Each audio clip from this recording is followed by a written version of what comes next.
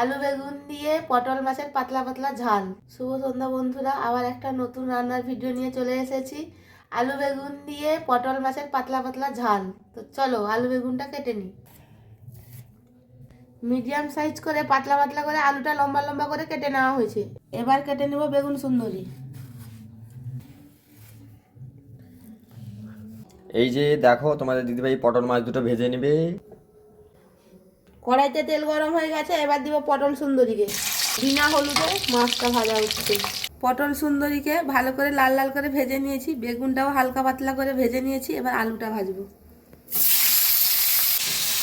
এবার করে নিব তরকারি, আলু বেগুন দিয়ে পটল মাছের তরকারি। তার জন্য দিব কড়াইতে ফোড়ন, কালো জিরে, 5 ফোড়ন, শুকনো লঙ্কা। কেটে রাখা পেঁয়াজ টমেটো দিয়ে দিব। এবার দিয়ে দিব হলুদ গুঁড়ো। এবার দিব লঙ্কার বাটা, কাঁচা লঙ্কা, শুকনো লঙ্কার বাটা। মশলাটা কষানো হয়ে গেছে, এবার ভেজে রাখা মাছ আলু বেগুনটা দিয়ে দিব। এবার দিয়ে দিব সর্ষের জল।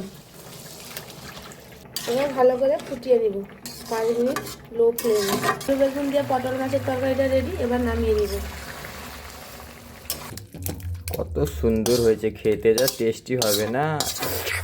তো চলো খাওয়া দাওয়া করা যাক। দেখা হচ্ছে অন্য কোনো রেসিপি নিয়ে নতুন ব্লগে। তো চলো।